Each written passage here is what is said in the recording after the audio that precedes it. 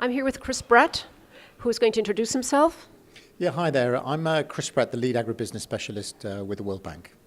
Right, and you moderated a very interesting panel this morning that had all kinds of people interested watching it live on a live stream.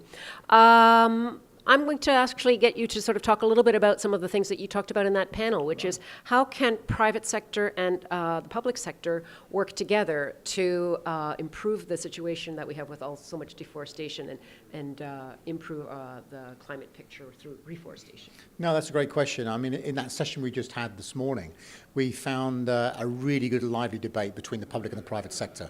We'd actually planned the panel so that the private sector can come and actually say what their constraints are in the form of asks. And we had the World Bank Group represented by Jürgen Vogel, our Senior Director from the agricultural practice. But importantly, we had our colleagues Vikram from the IFC and Nabil from MIGA, so that we could come together as a World Bank Group and clearly explain the instruments and the tools that we have and the innovations going on, which can help the private sector from the point of de-risking their investments, but also to really help to lead them and strengthen their business models as well. We heard a lot about where the public sector, particularly the way we're working in the bank and other partners, we really strengthen the opportunity for creating markets for the businesses and also to give them an idea on really which part of the value chain, the supply chain they should be looking at. Because we heard from these companies where they're doing a lot of support work into agricultural processing, but they need to strengthen their supply chains, how they work with smallholders, but also how they carry the risk, and this is a brand risk as well as an environmental risk and a social risk, of working with smallholders who manage their own land, their own farm, their own businesses.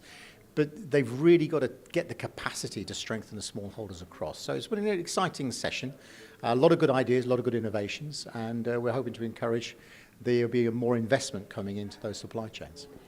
Yeah, that would be actually fantastic. And what also sounds fantastic is there's this impetus to work with smallholders because, correct me if I'm wrong, but in the past, one has tended to not really pay much attention to smallholders. There's a lot of them.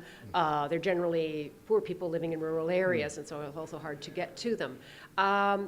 We see that change. How did that happen, that they have now become part of the picture?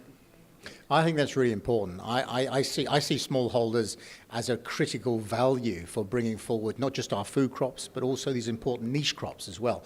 All that coffee we drink, all that cocoa we consume through chocolate, a lot of the nuts we consume, they're coming through smallholders. They're not large-scale agricultural production crops. So that we've got what we could call the cash crops or the niche crops, and then we've got the food crops.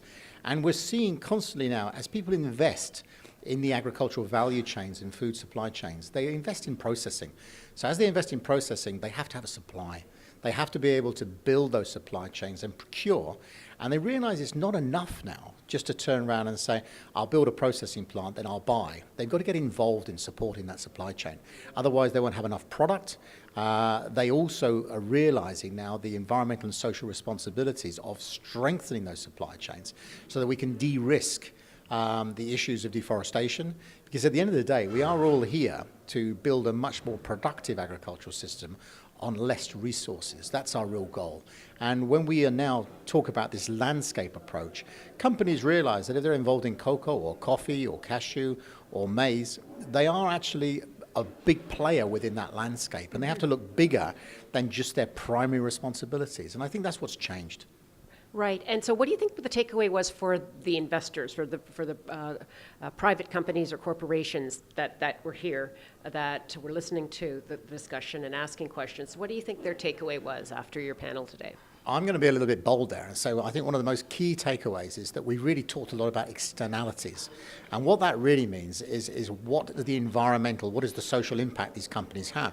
And some of the companies talking, you can see that they are really trying to understand what their environmental and social impact is, put numbers on it, create data, put numbers, but also moving the bar in terms of saying, if there was, for example, to be a carbon tax on agricultural production to try and push to delinking deforestation and really looking at generating money for reforestation, then how could this be done? Should this be on the balance sheet? If companies were talking about these deforestation commitments, what that really means, and how do they really back that up? what are they doing functionally? So we actually felt today went well because there was a good acknowledgement on the way we should be looking at those values to the business. I mean, I close by making a comment that it's most unfortunate nature doesn't invoice a company for the services it uses, because if it did, business would change tomorrow. Right. That sounds very interesting, and I'm really glad that you could come and share with us a little bit here what you were talking about with these very interesting ideas. Thanks very much, Chris.